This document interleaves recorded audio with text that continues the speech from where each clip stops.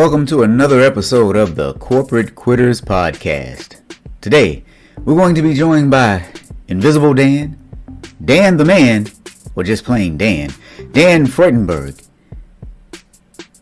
Dan calls himself the internet's best kept secret. But you know what? Today, he's going to reveal that secret. So tune in today as we talk about, well, who knows where the conversation is going to go when Dan is in the house. All right, everyone, Dan.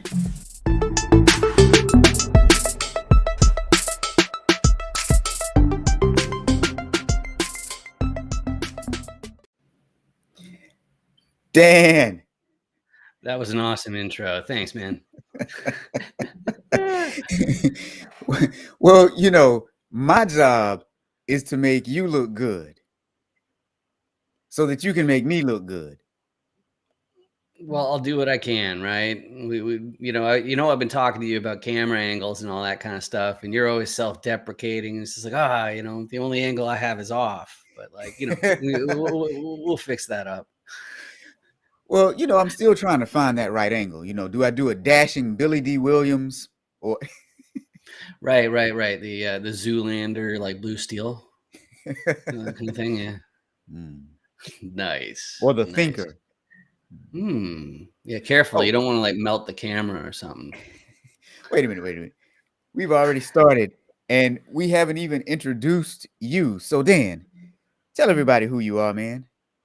Sure. Yeah, I'm Dan Fradenburgh. And if you really want to know about me, the most important thing is that I come from communist Canada and I lived in Taiwan for 15 years. I thought I was going to grow old and die there, but I've owned an online sales funnel and lead capture focused digital agency since 2011.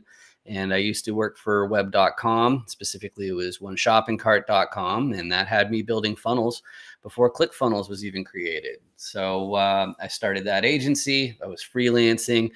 Since 2013, I've been focusing on the real estate niche.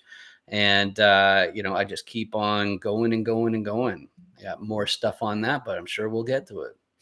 No, wait, you said communist Canada. What is Canada? What is that? Is that like a country? Right. So I always like to make the joke because the high taxes and all that kind of stuff. One of these days, I've been saying I'm going to make a one-man show for, like theater, selling tickets, all that kind of stuff. And I'm going to call it Moving Your Business to Canada. And what it's going to be, it's going to be me running around on stage, screaming like my hair is literally on fire, in panic. And then every once in a while, I'll stop to get my breath again, and then do the yeah. That's what it's like moving your business to Canada, because it's just a complete mess. It's like, oh well, I want to pay my taxes. Oh well, you can't. Why not? Well, you need a slip of paper. How do I get the slip of paper? Oh, you got to call these people, and then they'll ask you for the slip of paper that you don't have.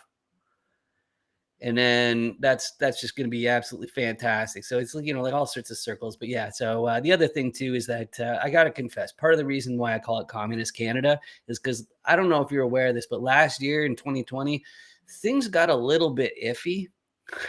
Just a little bit. Yeah. Just a little bit. And so, like a lot of Canadians were sitting there saying closed border. I'm kind of okay with that for a little bit. So it's like, if you play up the fact that, play up saying Canada is communist instead of the truth, which is that it's more on the socialist side, you make it a little bit less inviting. But of course, it's so cold. I don't know why you need to make it less inviting. Some people in the U.S. call Canada just the upper U.S. Yeah. I like to call myself a snow Mexican. Or the 51st state. I mean, there you go. Good stuff. So I take it Canada is not very business friendly at this particular moment in time. Yeah, well, it's such a complex subject. One of the biggest things is that you need to have some like even just finding an accountant was really, really difficult. I went to at least half a dozen different accountants, and they wouldn't even take me, even though I only had one vendor. and that was in the US. It's just like absolutely mind blowing that it's like, oh no, I'm not taking it. It's because using all that computer mumbo jumbo. That is what you It's get for being in the world of the internet. It's all your fault. But yeah, check this out, right, Dan. right. We've got some good people coming in already, and Shri wants to know right off the bat, where's the green suit? So we got to talk about the green suit because in the intro I called you Invisible Dan. So what a lot of people Right. don't know is Dan is really invisible, and it's not because he's Canadian. It's because he had a green suit for Halloween and probably other special occasions that he wears that turns himself invisible. So let's talk about this green suit. Shri says, where is it? Where's the green suit, man? Yeah. So the green suit's bundled up in the corner because I'm such a tidy person. Yeah, it's one of. I was thinking about putting it on, but it's actually a full body suit. And in Hollywood, they use those to make things float. So you can actually like pick up objects or whatever like this, and it just looks like it's floating around because you can't see the hand, right? So that's what I was up to. But I saw something on TikTok that I'm going to rip off soon, which is it's a green shirt, and what they do is they have like a music video playing in the background.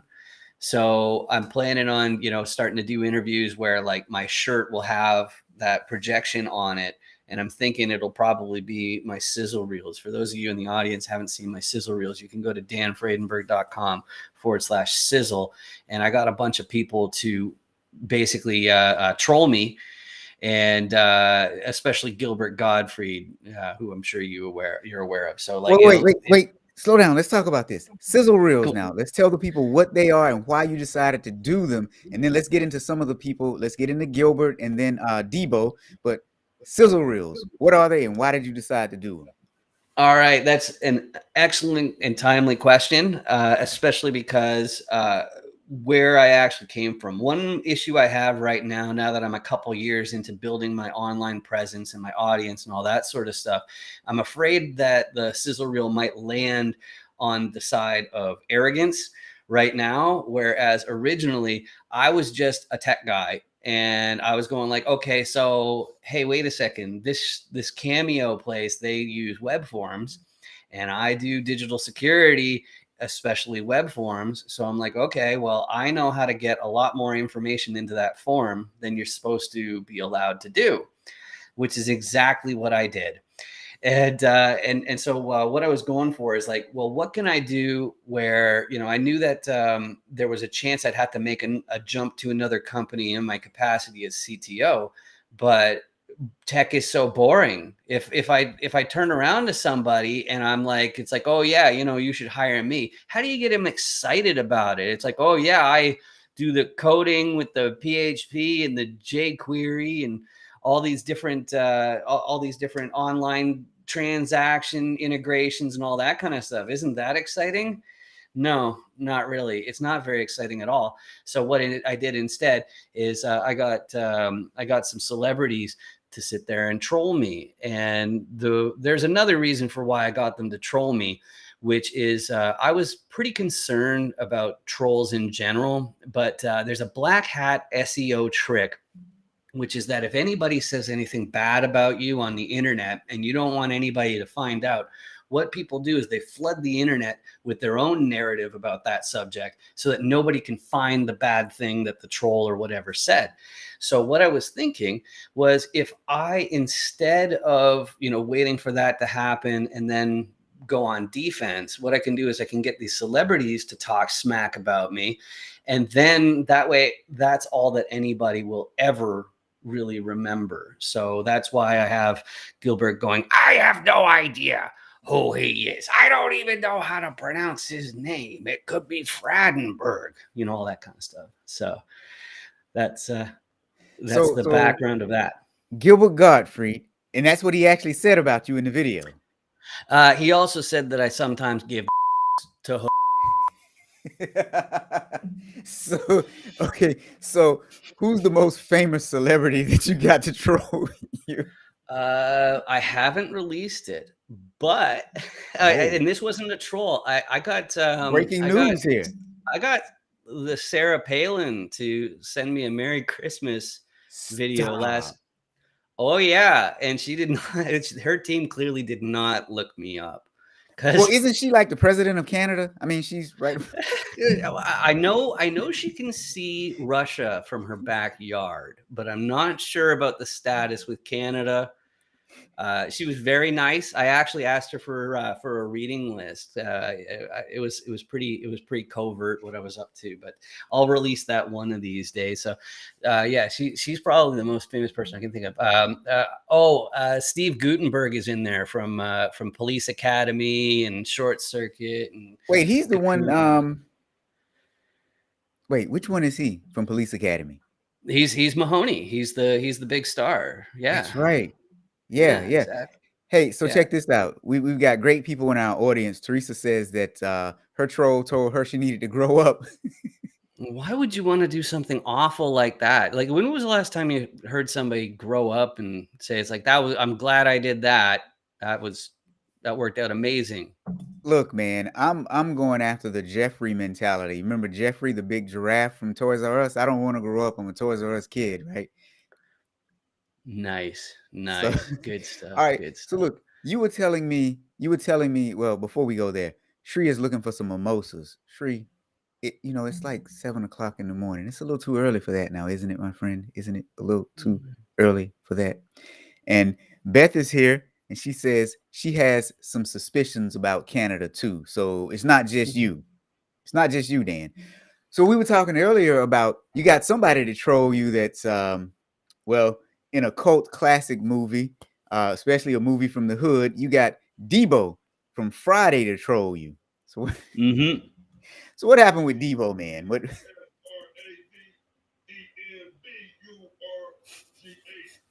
we can't hear it that well. Oh man, yeah, yeah. That's Debo spelling out my name, which I couldn't even believe. Like, he was so professional that he actually, I'd be like, it's like, no, no, I need a special contract just to spell out this dude's name. It's just way too long. But yeah, yeah, I ended up getting Debo too, and he was amazing because I actually had a few setups. I guess this is a good place as any to do the reveal on this. I actually wanted to do a bit where I was thinking I really want Debo to do a video for me, and the idea I was thinking that because like I like to do whatever is the most outlandish thing I can think of. So I was going like, what's the best setup I could have for like the biggest of the big black dudes? It's like like he had the eye. I don't know if you know this. He passed away from getting Yeah. COVID the second time last year, about a year ago now. And like he was. Oh yeah, he was also Zeus in Adam Sandler's movie. What was it called? Little Nicky.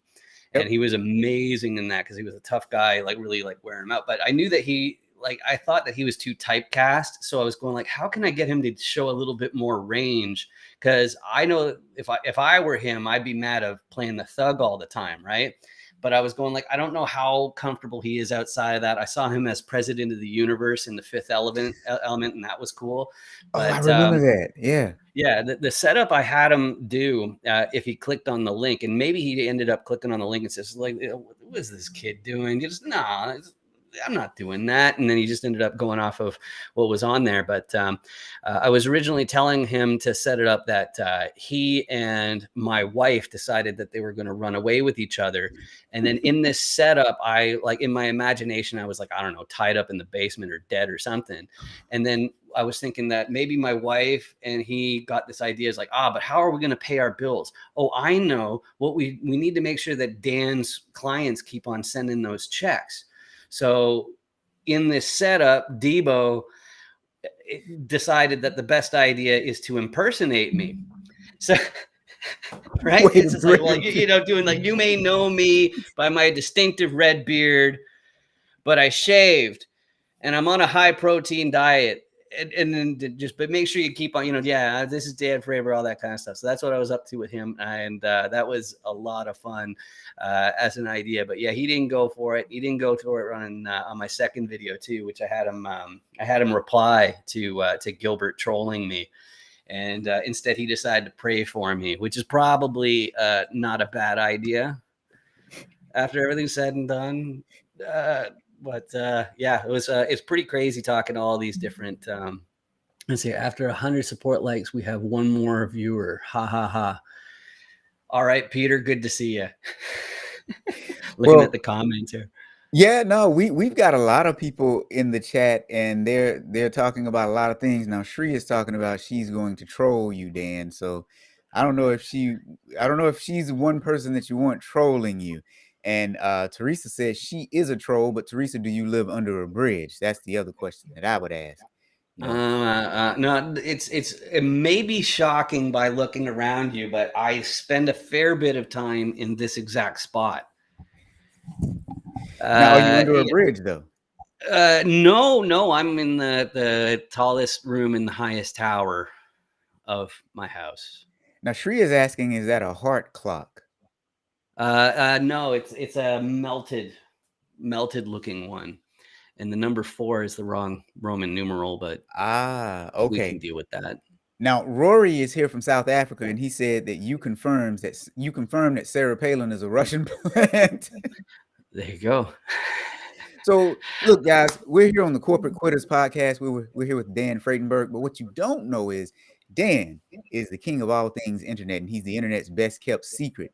And what he does is he brings visibility to a lot of people. He does click funnels. Well, he does funnels. No, I'm sorry, not click funnels. He does funnels, and he helps real estate people in the real estate industry get visibility. But see, we've been talking about how Dan has gotten celebrities to troll him, and I think that that is just genius. It doesn't get any better than that. Getting celebrities to troll him. He's gotten Gilbert Godfrey to troll him. That's insane. Now, Dan, we know you live in Canada, but you spend a lot of time in Taiwan. What's the deal? How in the world you end up in Taiwan? All right. Well, I had a friend who was out here and really out there and really needed some help. But of course, whenever somebody asks you to move to the opposite side of the planet, the first reaction has to be, that's nuts. I can't do that. I won't see my family, all these different things. But because even back then I was already a Buddhist, I realized that you don't know who you are unless you also know who you're not. And Ah. moving to the other side of the world is one of the most effective ways to get really crystal clear on who you're not. And you might be extremely surprised. You might find out that you bear more similarity to the people who you find there than you do with the people that you grew up with. But no matter what, you really do have to make that jump if you want to understand yourself thoroughly and know what is most important to you. That's the biggest reason. Yeah, now that was actually pretty deep, Dan. I'm a little stunned because you just said something deep. I change gears pretty quick. No, that actually was pretty quick, but Beth has got a new domain for you, dandoestrolls.com. You mean like does? Because Well, like I doing don't know. deals is one thing, but like doing trolls, I've had the internet for a long time. So there are no guarantees on the internet on what they want. I s- I Well, seen I seen some man.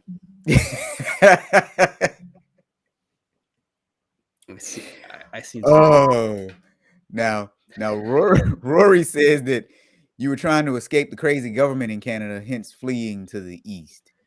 Yeah, well, the other thing too is I studied electrical engineering just in time for the .com bubble to burst, and then within like an hour and a half drive, 2 hour drive from where my college was, there were 20,000 electrical engineers laid off from Nortel, if you remember that. So I'm sitting here going like, like now what do I do? Right? It's like, yeah, this is wonderful. The career prospects couldn't be better. Wow. Yeah. Wow. So with all that, it's like, well, Taiwan sounds nice. Actually, when I remember I was on the plane when I found out. I think part of me, I was in such a hurry to get my passport for the first time and get the plane tickets and all that kind of stuff because my friend needed help. And when I got on the plane, I'm pretty sure I thought that Taiwan was actually Sri Lanka. the island just off of India, but it turns out no, it's in the Pacific, and yeah, it's quite the place. Well, I bet that was a culture shock for you. Wait a minute. So, how many languages do you speak? Well, that's funny. Like I've been telling people for a long time now that I speak three because I speak English and Mandarin, but then I'm like a third of the way of where I need to be in French. I'm a third of the way of where I need to be in Spanish. I'm a third of the way of where I need to be in Taiwanese. But like you're asking specifically about speaking. So Mandarin, I've explained the theory of relativity before using only Mandarin on a bet, and I won the bet. And I guess the more important thing, if I'm going to add value instead of just talking about myself, I'd say the most important thing about really learning a language, because I was in my 20s when I started learning Mandarin. The most important thing is I find people have what I call a good enough valve. Like especially in Taiwan, people are so friendly if you make some effort in Mandarin. Like, if you just go to a restaurant and you order in Mandarin, they'll treat you like you just saved a puppy from a burning building. And that's not a very high standard as far as language goes. Like it takes a lot more than just knowing, like a couple phrases, to really say it's like, oh yeah, I'm good at this language or whatever. So the point is, just like in business, you got to keep on working to get better and better and better. Because like, okay, sure, maybe you can have a decent conversation with a taxi driver, but can you discuss the volatility conditions in the market with your banker? And that's the kind of conversation that was normal for me. I'd be talking about the finer details of Buddhism to people who didn't even speak English. Oh, wow. It's all this sort of stuff. So there's so many levels of language. And I also think you don't really understand a place that well unless you've lived there for at least a month or so, Yeah. like absolute minimum. And in that case, you do have to be able to speak the language, because what they say in your own language will be quite different from what they say in their own language. Yeah, yeah, and I think it does make a big difference when you at least try to speak Mhm. in a foreign language.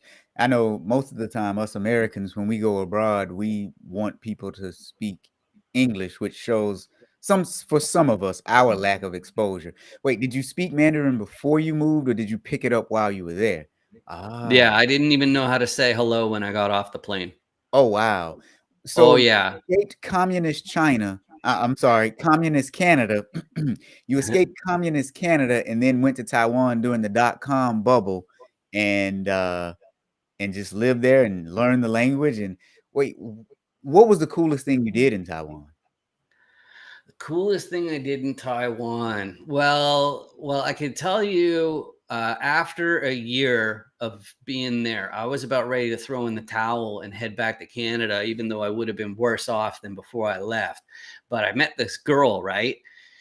And she's my wife and the mother of my two kids. So, Always a girl, it's always a girl. Yeah, yeah. So I stuck around with her, and that explained the other 14 years of living in Taiwan. Wait, you And stuck around with her, don't you mean she stuck around with you? depends, Yeah, I'm no slouch, and she's no slouch either. But yeah, it worked out. It's I don't know. My wife is very clear to her where my priorities lie, Yeah. and the people in my family, like how they feel is absolutely top of the list. And if I have to keep on sacrificing and sacrificing in order to make sure that they know how I feel about them, they feel supported, and then also I take care of the work side of things. That's always my priority. I'll always kick my own ass, and in order to make sure that their lives are a little bit easier. So she sees that. She told me before that her big thing with me is my heart. So, and she's now on LinkedIn, so make sure you add Kiwi Sue. And if you want Mandarin lessons, that's what she does. She also teaches Nice. diplomats. Oh, now that is nice. Hey, Yeah, yeah, it's pretty cool. our chat is having fun at our expense. Mhm. Teresa says that the South in the USA has their own language. I totally agree with that. I'm actually from the South, so yeah. And Shri says, yeah, she agrees with me. It's always a girl. And Teresa says, those darn girls. But Rory, with always the ever comical comment, he says, but Americans don't speak English, they speak American. They gave up English when when they left the empire. Yes, Yeah, that yeah, is so yeah. true. Well, Yeah, we that's a fun one. I run into that all the time. A lot of people say it's like, okay, well, what's proper English? Or when I was in Taiwan, they say you don't have an accent. It's like, yeah, right. So I go to England and they have no idea where I'm from. It's like, it's a mystery, right? It's nah, nah. Everybody has an accent, and there are only a couple ways of really deciding what you can even call correct. One way, which I think is the best way, is say what accent has the most native speakers, or like what's the most easily understood accent. So like I'd say that's the Midwestern accent, because there's more people who have the Midwestern accent than there are people in the UK. In the UK, they've got like at least 15 distinct accents that I can hear. So it's really, really, like just saying, oh, you got a British accent is kind of meaningless. But, sometimes you have a prescriptive grammar like received pronunciation. And in Mandarin, you got like what they speak in Beijing as the correct accent. So, I like to support my American friends. I've adopted your accent, for crying out loud. I barely ever say a boot. right. Oot in the boot. Out in the boot, eh? Oh, that was pretty good. That was Well, that was I see. true Well, Canadian. you didn't catch my AI avatar doing the Glaswegian Scottish one, did you? Use No, I any we missed that stay in one. the house or we're all gonna die. The more you go out, the more we have to stay in. I don't know how this isn't fucking clear to everybody yet. I mean, we got experts like Kate Winslet telling us, and she was once in a film about a virus, so she'll know best. Huh. The man of many talents. And Rory actually says, clearly electrical engineers make good marketers. So let's talk about this, man. How in the world did you get into marketing and funnels, and how did that all start? Because that's actually pretty cool and very valuable right now. I'm assuming you're doing pretty well right now. It's the mother of invention, right? It's necessity. It's one of my things. I've been a firm believer in the idea that when God closes a door, He opens a window. Don't get my Just pronouns don't jump out of that wrong if you have window. a problem with that. But because of that, I think it means that you have to constantly keep your eyes open in your situation to see like where is there the most opportunity, and just be ready for it when it arises, because otherwise you're going to miss your chance. And so as a result, the other thing too is learning is really, really easy for me. So when I look around and I see, okay, well, this is where my career is taking me, this is where my business seems to take me, this is what seems to be the most in demand, it's easier for me to pick up a new skill and add that to my toolbox and then make that something out there. But at the end of the day, anything you want to learn, just now it's so much easier because you can just buy books on it and you can check out videos on YouTube. And, you can buy a course from somebody who you're sure actually has the sufficient background in that topic to be able to relate it well. And if not, you just get another book. So that's really where that came from. But the more formal reason why I know marketing is because building all the funnels, I was part of the marketing department of my last job. Before that, it was all just the execution. Actually setting up the funnels, making sure that the security is up to snuff, and segmenting all the lists. 5 million emails sent per month. It's I know that. My systems have run over $70 million in revenue, but I haven't done the math in about a year or so. So it's got to be more than that. But it's all of that stuff. I was originally in that implementation, but I was in the marketing department, and I was fortunate to have a group of marketers that were very open about their plans and saying, okay, we're going to do this approach because of this and that and the other reason. And then, oh, we're not going to do that because nobody's going to go for it, that sort of thing. And really, I think it's a move about personal branding, honestly, because I said that, me getting into the marketing is it's about opportunity. And as far as if we're talking about where the ball is rolling, everybody has to be into personal branding right now, because it's the only way to make sure that people know who you are. And personal branding is a form of marketing. So, I was marketing myself, and I'm helping other people with their marketing as well. So hopefully that answers it well enough. Yeah, no, it does. Now, how do you think personal branding ties into funnels? Mhm. Okay, so really, when you understand a funnel, the most important part of a funnel is to understand that it's a full conversation instead of just a single question or a single statement or something like that. You start off with this. When I was first explaining upsells and downsells when I was working for web.com, I'd always use this example. I love using it because Nintendo changed the name of its system to the Switch. So what I'd say is, like, let's say that you're in your online business, you're selling a Wii, and half the people, when I said that, they think I said weed, but I just kept on going oblivious, which was really, really funny. But they said, okay, so you sell it, you sell a Wii, and then on the upsell, maybe you're like, oh, well, they're going to need some controllers for this thing. So why not have an upsell that says, hey, throw in an extra $50 or something, and we'll include an extra 2 controllers. Yeah. So you're continuing a conversation that you already have, instead of how do you want to describe it? Like driving with 2 feet, 1 foot on the brake, 1 on the accelerator, that whole start, stop, start, stop sort of feel. If you don't have a nice flow of the offers where they actually relate to each other, it's just too piecemeal, and it's not going to work very well. So that's what I mean by continuing the conversation.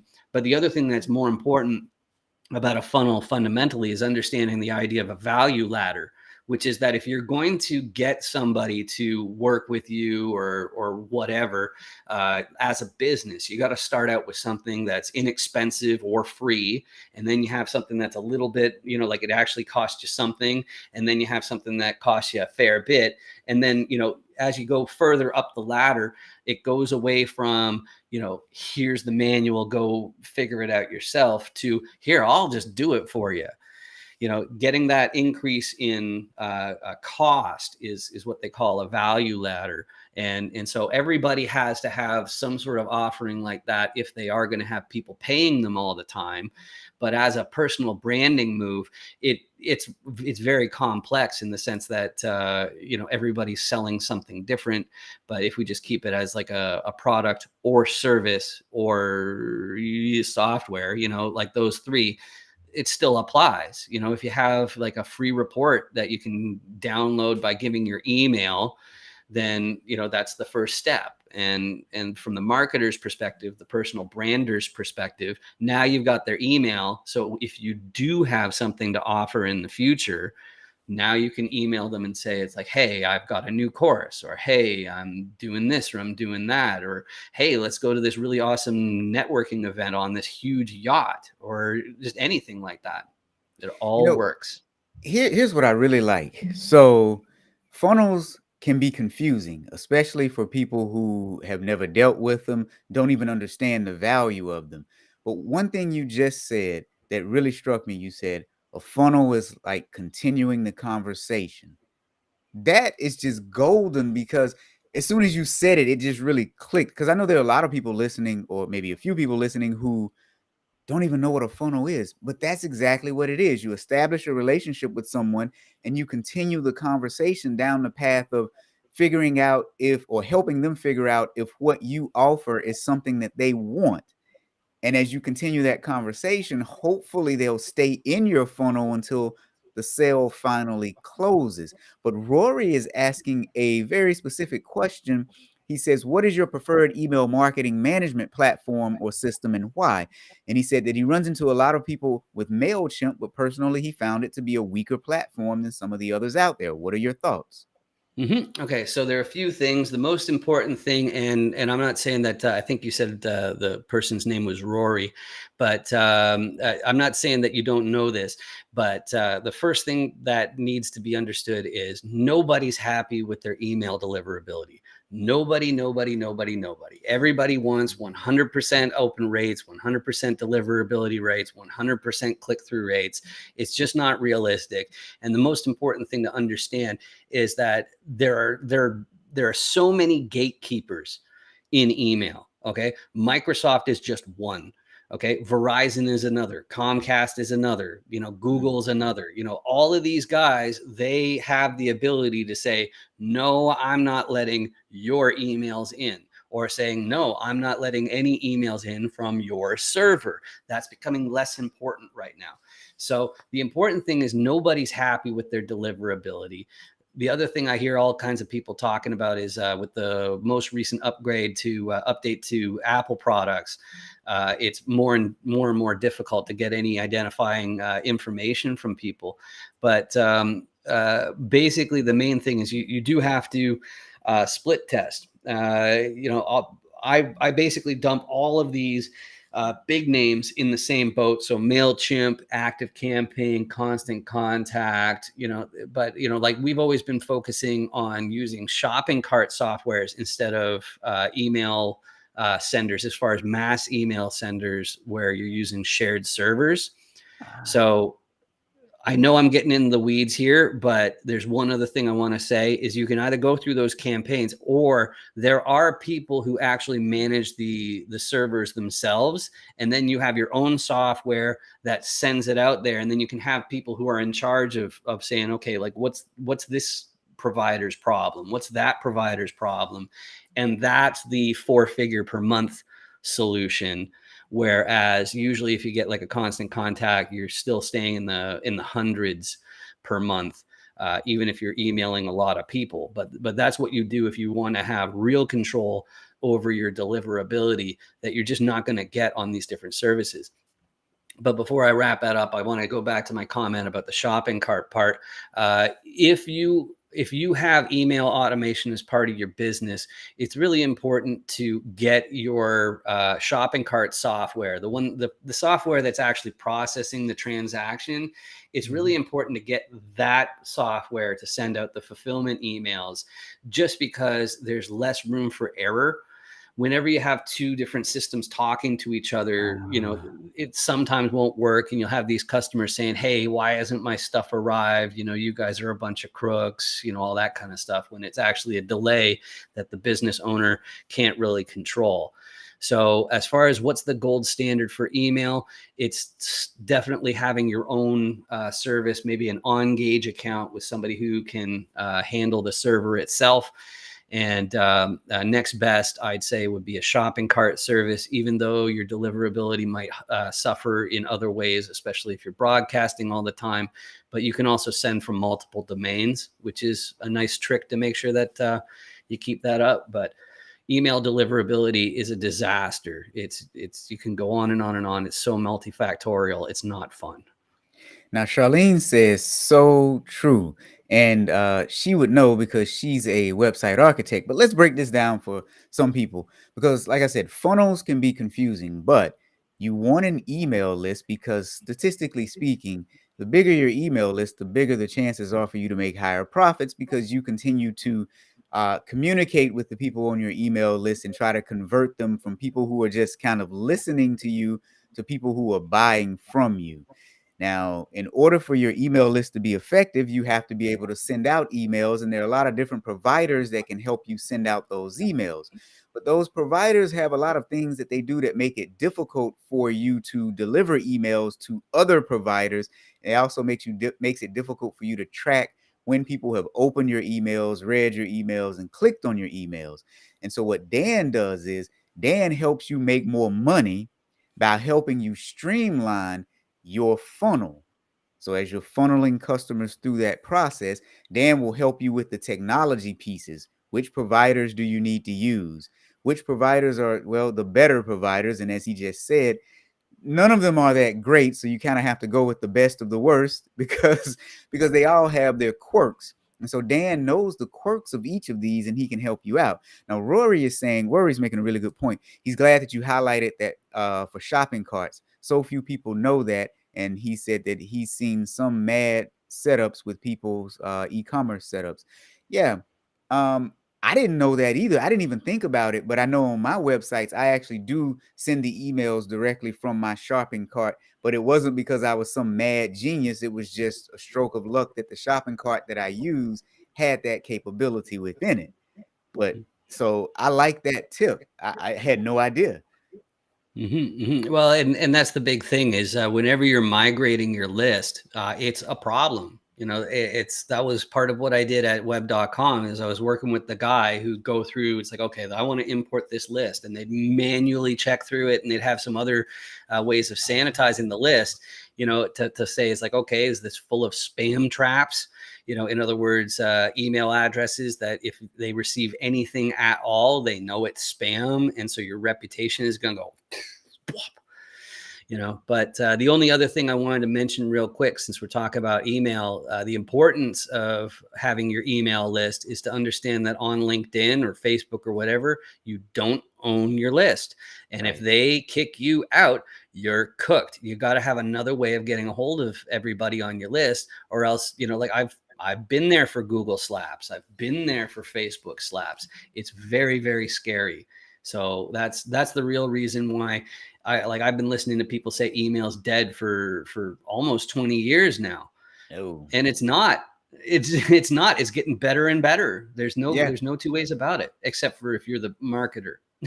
Well, and especially if you look at some of these companies, especially the clothing companies that cater to women, like the Fashion Novas and all that good stuff, they send hundreds of emails per minute. Now, slight exaggeration, but you see these companies that send multiple emails per day, and I'm sitting here thinking, yeah, I probably have purchased something simply because I've seen so many emails, and I start to say, oh yeah, I know who they are. Oh yeah, wait, that's a good price. Like we're coming up on Black Friday, so a lot of people are going to be sending out emails to try and get you to purchase something with one of their Black Friday deals. And I will tell you, as someone who's tried to set up a funnel on my own, a funnel or two, it's very difficult. So having someone that could do that for me, like Dan does deals. What kind of deals do you do, Dan? No, I'm just kidding. But having someone that could do that for me with all the knowledge would be very helpful. So speaking of that, though, what is Dan does deals? Dan Does Deals is a brand I use mostly for podcasting and stuff, and that's directly related to commercial real estate investment. So I have a podcast that I feature on dandoesdeals.com, which is called Chance Encounters. And the thing that's special about it, the thing that people are really, really pleased about is it's such a condensed format.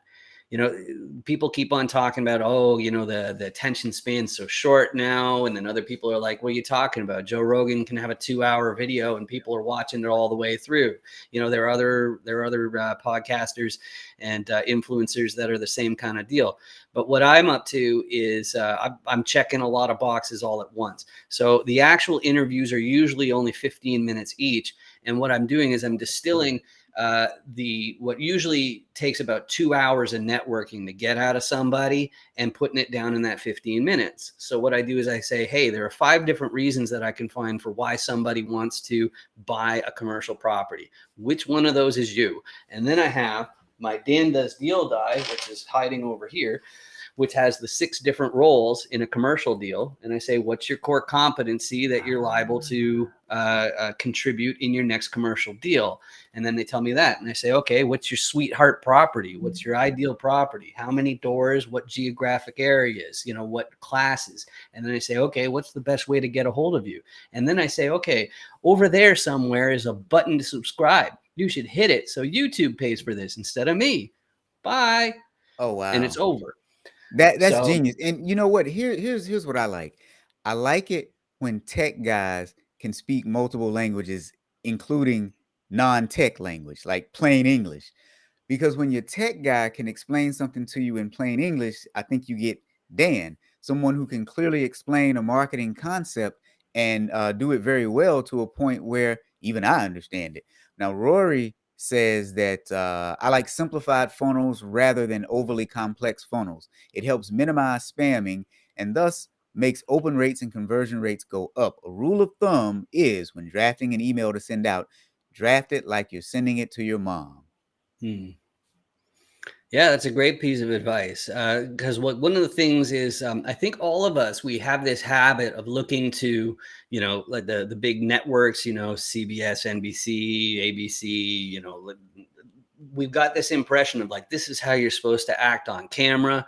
This is how you're supposed to, like make a professional corporate email. And it's like, who are they doing that for? They're probably doing it for themselves and their own edification. Whereas I've seen one of my favorite commercial real estate acquisitions guys. I've seen his emails, and they're just like Zoomer age texts. It's like, hey, do you know anybody who's selling anything?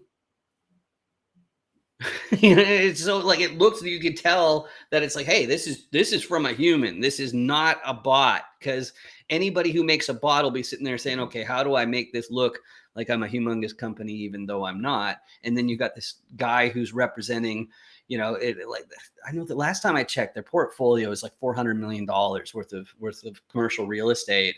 And he's sending these emails that are like 4 lines. It's like, hey, found your name on this list. I'm buying, I have, 1.5 million that I need to deploy by the end of the year.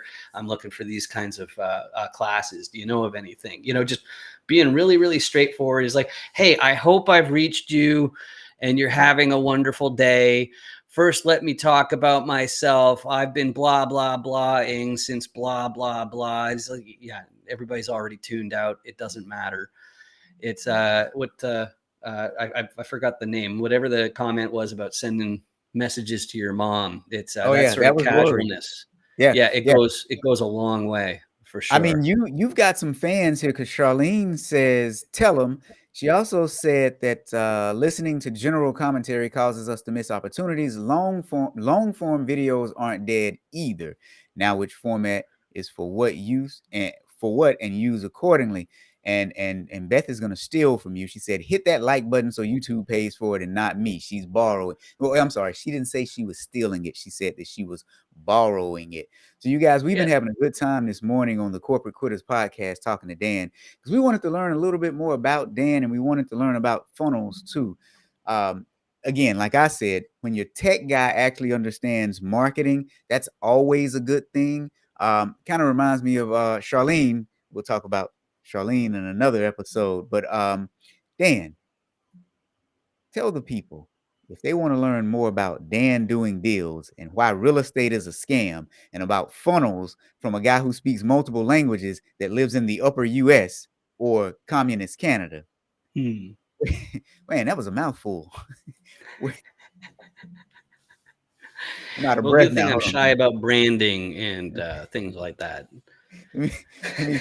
I mean, yeah, I can tell that you're very shy about branding. And so that's why I wanted to brag on you, because there's no way that you know how to brand yourself, because I would have come up here with all my logos and everything on the screen everywhere. That's what I would have done. But no, if people want to learn how to brand like you, especially if they want to learn from someone who got Gilbert Gottfried to troll him, where can they find you? Yeah, LinkedIn is probably the best place to find me as far as getting more curiousness, some entertainment, and you don't really have to hear me talk that much. I'd recommend going to danfradenburgh.com/sizzle. And my name is right here, Fradenburgh. It's long, but yeah, danfradenburgh.com/sizzle. And then you'll hear all those wonderful things that they said about me. But LinkedIn, my LinkedIn profile is also easy to find. It's funny. I wasn't that huge on my last name as a kid, but now that the internet is a thing, I love it because my name's always available. It makes it so easy to find you. Right. Exactly. So that's how you can reach out. Make sure you do subscribe to the channel, pretty please, because that's the only way. It's what they require as far as subscribers and view time. It's a lot. It's a lot for a typical person. And I think most of the people who are pulling it off, they've been building their YouTube subscriber list since they were in high school. And I wasn't, because there was no YouTube when I was in high school. Right. Look, there was no YouTube when I was in college. Okay. I'm dating yes, myself too, yeah. There was no YouTube until after until I was out of college for like 10 years or so. So just saying, Yep. this Yep. whole new YouTube world is fascinating. Hey, so listen, let me ask, do you have any last words for anyone before we go? Well, corporate quitting, huh? So as far as corporate quitting, I'd say do the math. Do the math for sure. Just figure out, is like, how much does it actually take in whatever your next step is. For me, it's commercial real estate. It's like, how many commercial real estate deals do you have to nail in a year in order to replace your income? That's what made me quit my corporate job. Is just realizing, it's like, hey, wait a second, I can do this exact same thing, still charge a competitive rate, and end up way ahead of what I'm doing, 40 hours a week, being told what to do. And Yeah. then being told, it's like, okay, well, you have to stop this thing that you've been doing, and it's going to just go in the trash unsanctimoniously. And we're going to go on to something that's a harebrained scheme. It's that's really what it is. There's so much more to life than a super duper stressful life working for some manager who doesn't even care about their own job other than the paycheck. I couldn't have said it better myself. Do the math. And so, Dan and Rob, we're out. Until next time.